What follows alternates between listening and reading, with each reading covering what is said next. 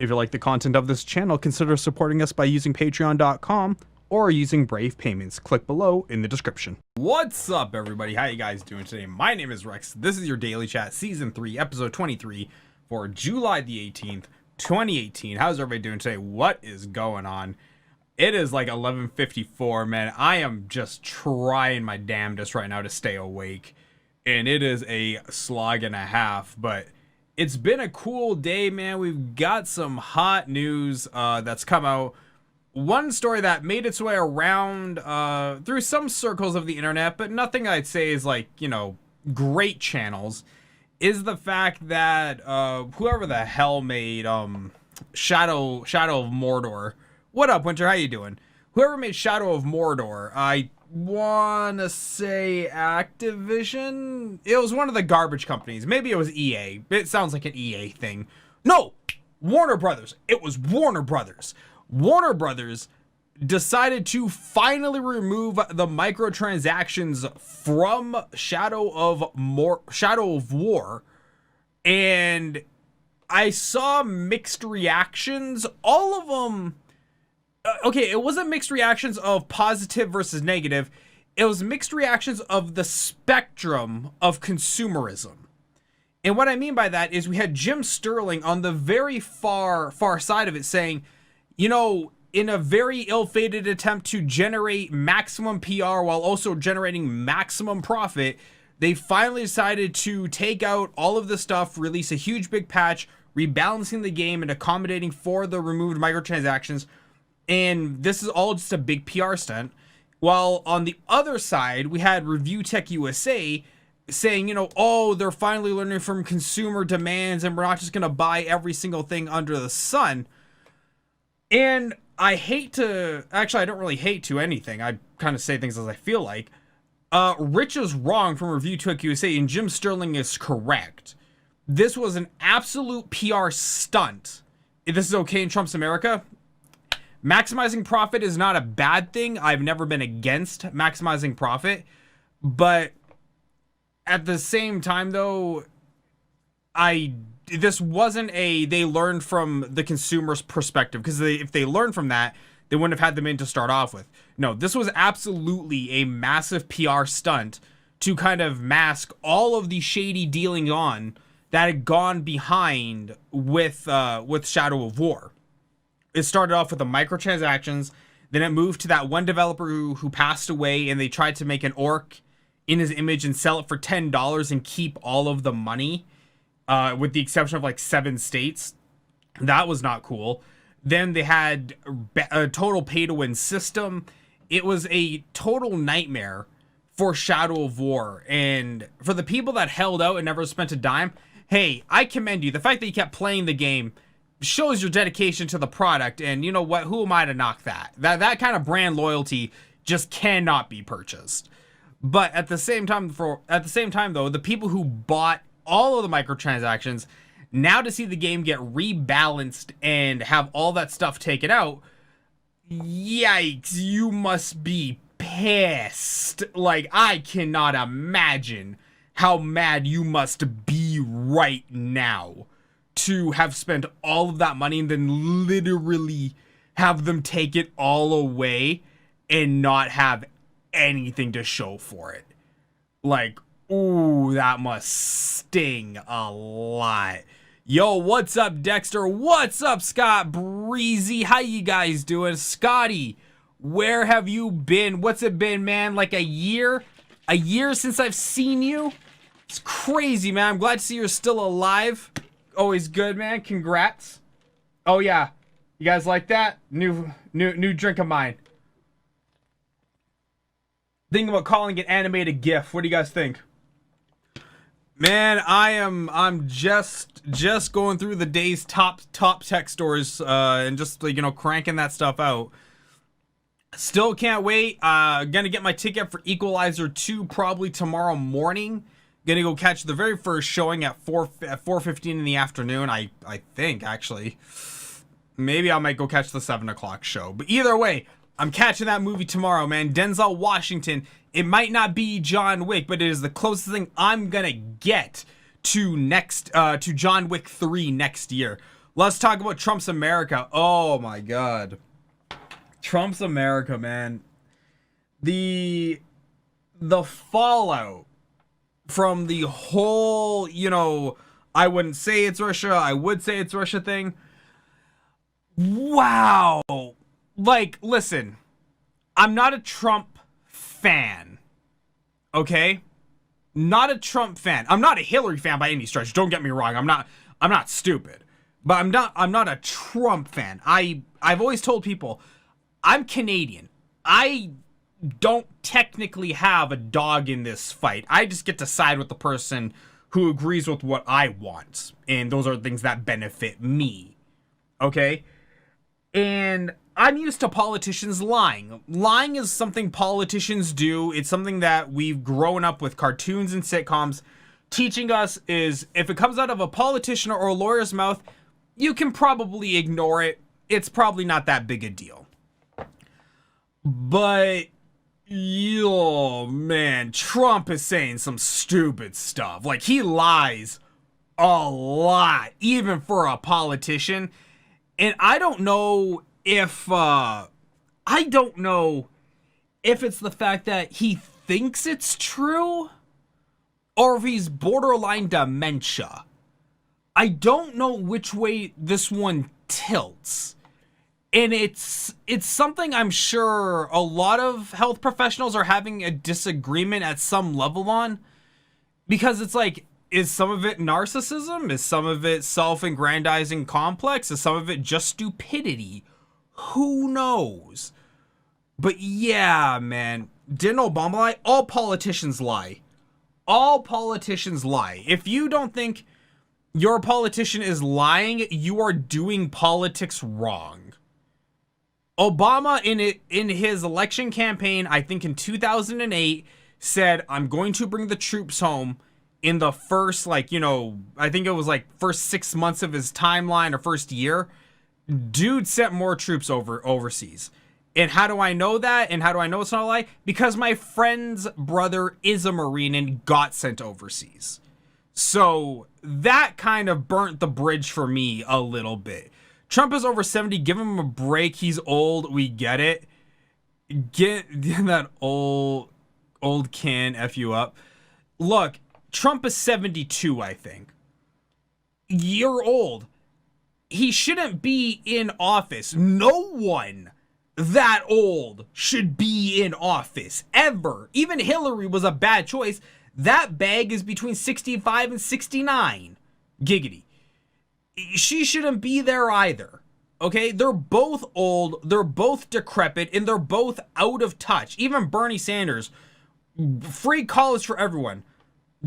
Doesn't work from an economics perspective, but sure, why not? They can do it in Pakistan. I'm sure we can do it here. But politics and leadership is, at the state level, should be the realm of the moderately young. Maybe between 40 and 55. I would say 55 should be the max cap for who should be allowed to run a country. I'm sorry, at that later stage, the vast majority of people with a very few handful of exceptions just aren't forward thinking enough to take the country where it needs to go. Obama was 50, or I don't know. Yeah, exactly. 50 to 55 is what I would call the upper limit. Definitely 55 would be the cap. I would definitely call 55 the cap. But when you think about it though, the American Constitution dictates that you have to be, I think, at least 36 to run for office. 36, man. Can you imagine? 36 is 4 years older than I am. Okay? George Bush was 60. Yeah, and George Bush was an idiot. See, look at that. Correlation doesn't always equal causation, but that correlation is goddamn strong.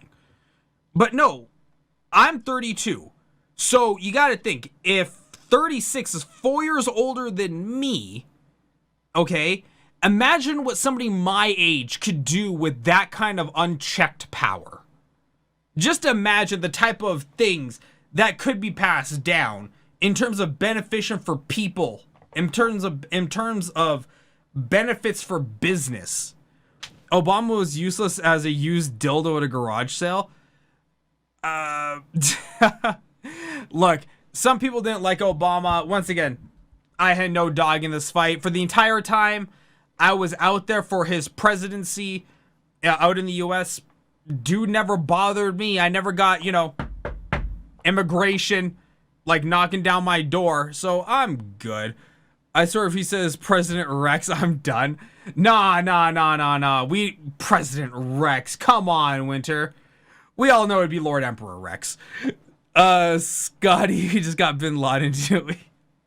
No, but like, do you guys see where I'm coming from though? Like, the realm of high-level politics should technically really be the realm of the young, not the realm of the old. I'm sorry, at a particular age, it becomes less about wisdom and experience and more about dementia and just trying to keep your bladder together.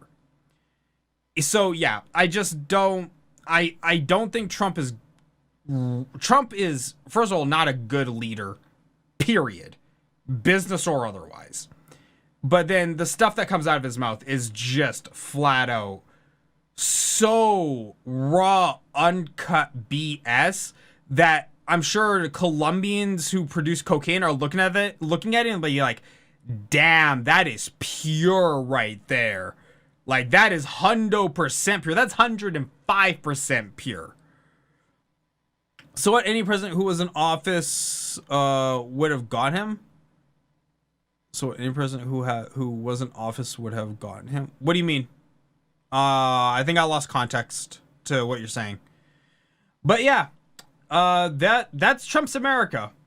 A rambling old man who doesn't even realize what he's saying half the time. And if he does realize what he's saying, he really shouldn't be saying it. Now, the other big news of today, well, there's actually one big news and one kind of news that's more interesting just to people like me. But as we all know, Amazon Prime Day started on the 16th, ended on the 18th, and the final numbers are in, and Amazon stock market value has hit $900 billion. Let me rephrase that. The market cap of Amazon stock is $900 billion. Let's put that, let's do a quick math perspective and put that out for you and just see what that is in relatable poor people terms, okay?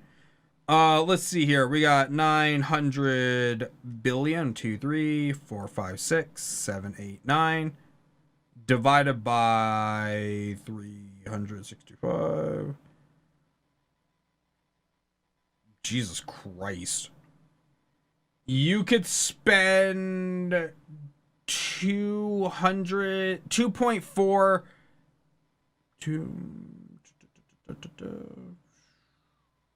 Wait, why did I do that? Yeah, no.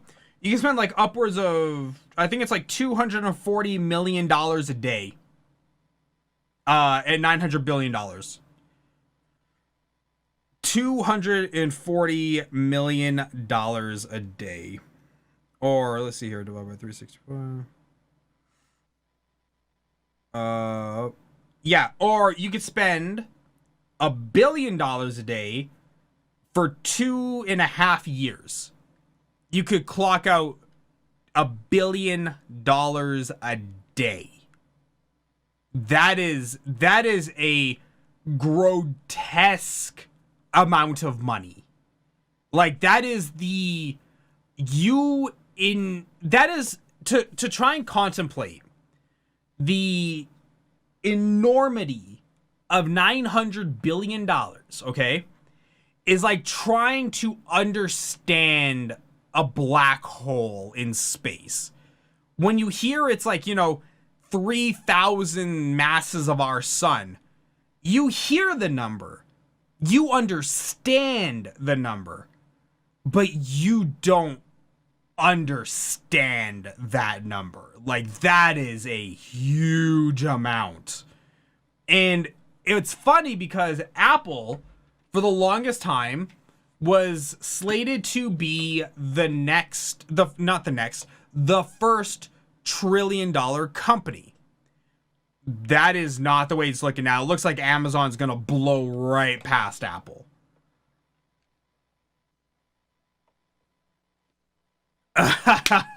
Dexter. Oh man, I'll provide safe harbor for people if they need it, if they're on their run. But yeah, look at that. This is the stock prices right now. Look at that. Look at that. Just jump right there. Just boop. It is bananas. That's just so sick. And in the last story of today, and this is the one that did blow up around the world, Google now has taken the title from itself for the highest fines enforced upon it by any government regulatory body. The EU today slapped Google with a $5.04 billion fine for what is basically monopolistic practices. So the EU found that Google did indeed force all phone and tablet manufacturers who wanted to use the Android operating system to install the Google search bar and the Google and Google Chrome. So let's see here. So if I open up my phone here, we have Google Chrome and we have a Google search bar somewhere. I think I took it off. But yeah, we have it on all your devices. If you have an Android device, you have all the Google crap. Like, see right there. You can see I have Chrome at the bottom and Google search bar at the top. This was dictated to ASUS by Google that if you wanted to use the Android operating system, you had to install those things to get access to the Google Play Store, which is a giant selling feature for Android device. Well, that is anti-consumeristic according to the European Union, and thus Google is now forced to pay $5.04 billion. And if they refuse to do so, because I know some of you are thinking, well, screw it, they're Google, just say no and move on. EU has said that if they refuse to pay this fine, they are going to hit Google's parent company Alphabet for 5% of its daily revenue intake every single day until Google pays the fine. Google Play on my vibrator. If it's Android, you can do it. And now here's the thing though. This is wildly anti-competitive on Google. In fact, Google's last, like I said, they took the record from themselves. The last thing they got hit with was for $2 billion. And that was when the EU found that Google was favoring its own shopping advertisements over other people, over other companies. So they're promoting their own shopping rates. And Google is a company that is so large now, I can't be surprised that they're doing this. But at the same time though, man, this is scary for Google because while they made $9 billion in the first quarter of 2018, $5 billion is not chump change. Like, they're going to appeal this and they're going to fight it. And it's antitrust, not anti-consumer, it's antitrust. But either way, it's illegal no matter what. And Google is just not allowed to do stuff like this. It's just not okay in any way, shape, or form. And yeah, hopefully with the EU really tightly controlling this, there will be more competition that, surfaces to the top. Google has been adamant in saying that the Google Play Store is an open ecosystem with accessibility to like no other. But in reality, can you guys think of any apps you download that aren't off the Google Play Store?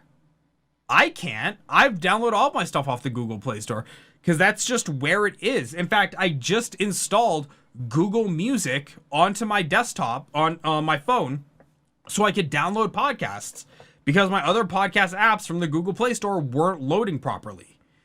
So yeah, Google is doing a lot of antitrust things. I'm glad they got hit with this fine from a consumer perspective. Business wise, I'm sure they're pissed about getting hit with a $5 billion fine, because at the end of the day, it's still $5 billion. But you know what? It is what it is. It's the cost of doing business. And on that note, guys, I'm going to take off for today. I hope you enjoyed this episode of the Daily Chat. Guys, thanks so much for tuning in. If you like what you see here and you're watching on Twitch or on Mixer, hit that follow button above. If you're watching on YouTube, hit that subscribe button, trying to get to 1,000 subscribers. Guys, thanks so much for tuning in. I've been Arif. This has been your Daily Chat, Season 3, Episode 23 for July the 18th, 2018. Guys, thanks so much for tuning in. I'll see everybody tomorrow, same time, same place. Have a good night.